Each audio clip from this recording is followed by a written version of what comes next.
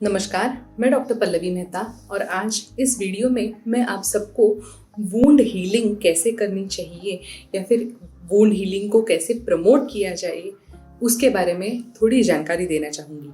आगे बढ़ने से पहले मैं आप सबको एक रिक्वेस्ट करना चाहूँगी कि अगर आपने अब तक हमारे इस चैनल को सब्सक्राइब नहीं किया हो तो तुरंत लाल कलर का बटन दबाएं और हमारे इस चैनल को सब्सक्राइब करें।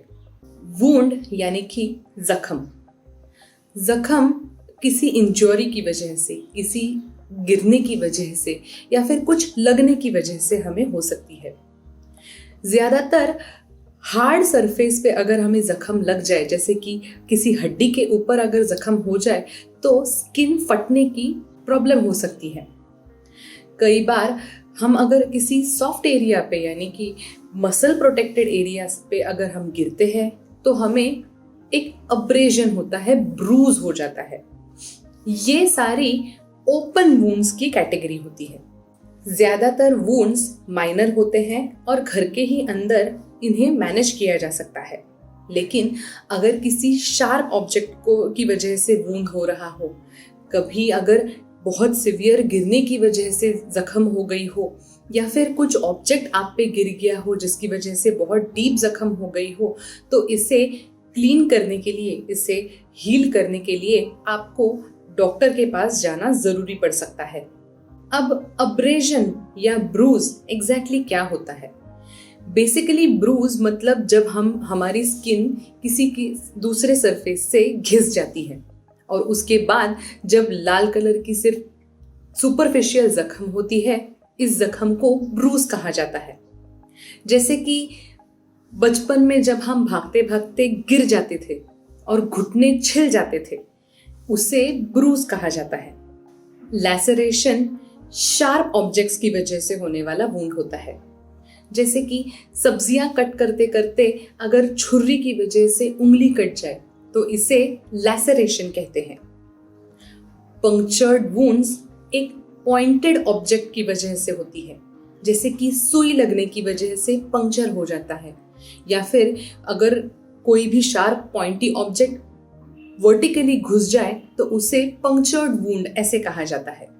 अवल्जन्स सीवियर टाइप ऑफ इंजरीज होती है जो ज्यादातर बड़े एक्सीडेंट्स में, गनशॉट्स में या फिर एक्सप्लोजन्स में देखे जाते हैं।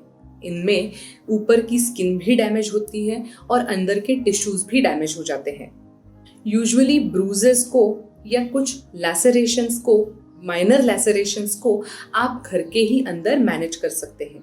लेकिन अगर कोई भी इंजरी 20 मिनट से ज्यादा ब्लीड कर रही हो, यानी कि 20 मिनट से भी ज्यादा देर तक अगर खून बहते जा रहा हो या फिर खून बहुत ज्यादा बह गया हो, या फिर अगर किसी को इंजरी होने के बाद चक्कर आके कोई गिर जाता है, अनकॉन्शियस हो जाता है, तो उन्हें डॉक्टर के पास जल्द से जल्द लेके जाएं।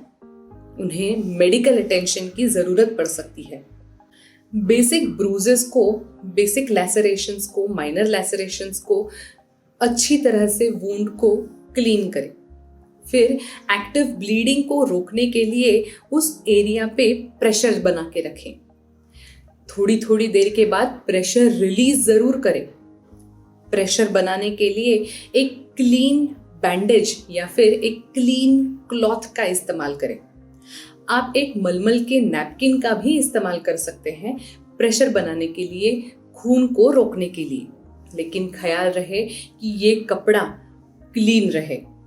खून रुकने के बाद भी जख्म क्लीन है या नहीं, इसका ख्याल जरूर रखें।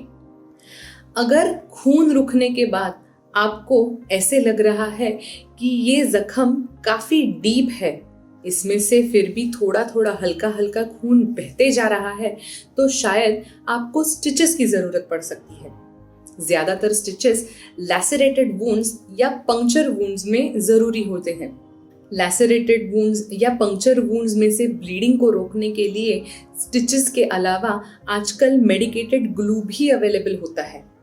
ये ग्लू को लगा के अगर आप दोनों एंड्स को दबा के रखते हैं तो इससे जख्म भर जाती है और खून भी रुक जाता है। लेकिन हो सके तो ग्लू का एप्लीकेशन एक डॉक्टर के सुपरविजन में करें। किसी भी जख्म के लगने के बाद जल्द से जल्द टिटेनस का इंजेक्शन जरूर लगवाएं। यूजुअली जख्म के लगने के 6 घंटे के अंदर अंदर टिटेनस का इंजेक्शन लगवाना जरूरी होता है।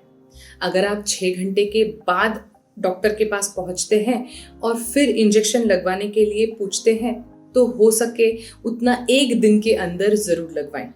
उसके बाद टिटेनस का वैक्सीन इफेक्टिव नहीं रहेगा। जख्म के साथ बहुत ज्यादा दर्द हो सकता है, जख्म पे बहुत ज्यादा दर्द हो सकता है। दर्द को कम करने के लिए आप आइस पैक का एप्लीकेशन भी कर सकते हैं। अगर हल्का हल्का खून निकल रहा हो तो इस खून को कम करने के लिए भी बर्फ को अप्लाई कर सकते हैं।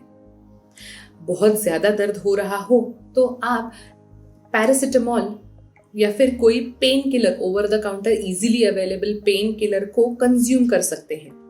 अगर जख्म हील करने के लिए, वुंड हील करने के लिए स्टिचेस या ग्लू की मदद की गई हो तो आपके डॉक्टर उस वुंड पे इन्फेक्शन अवॉइड करने के लिए एंटीबायोटिक्स का प्रिस्क्रिप्शन जरूर करेंगे। एंटीबायोटिक्स को रेगुलरली कंज्यूम करके उसका कोर्स पूरा करके आप वुंड में होने वाली जख्म को प्रिवेंट कर सकते हैं। वुंड में होने वाली सबसे कॉमन कॉम्प्लिकेशन होती है वुंड में होने वाला इन्फेक्शन। अगर किसी के जख्म में इन्फेक्शन हो जाए तो उसमें से पस निकलने लगेगा। हल्का हरा रंग का या येलो कलर का, पीले रंग का पस निकलने अगर लग जाए या फिर बुखार आ जाए, 100.4 डिग्री फ़ारेनहाइट से ज्यादा बुखार आ जाए या फिर जख्म में से गंदी स्मेल आ जाए तो हो सकता है जख्म में इन्फेक्शन लग गया हो। इन्फेक्शन डायबिटिक पेशेंट्स में बहुत कॉमनली लग सकता है, इसीलिए उन पेशेंट्स में, डायबिटिक पेशेंट्स में वुंड हीलिंग के लिए बहुत ही ज्यादा सावधानी बरतनी चाहिए। जख्म कभी भी किसी को भी लग सकती है, इसीलिए इस वीडियो को ज्यादा से ज्यादा फॉरवर्ड करें, इस वीडियो को ज्यादा से ज्यादा शेयर करें। ऐसे ही अलग अलग मेडिकल टॉपिक्स के बारे में अगर आपको जानकारी चाहिए हो तो हमारे इस चैनल को जल्द से जल्द सब्सक्राइब करें। तुरंत लाल कलर का बटन दबाएं और हमारे इस चैनल को सब्सक्राइब करें। Thank you.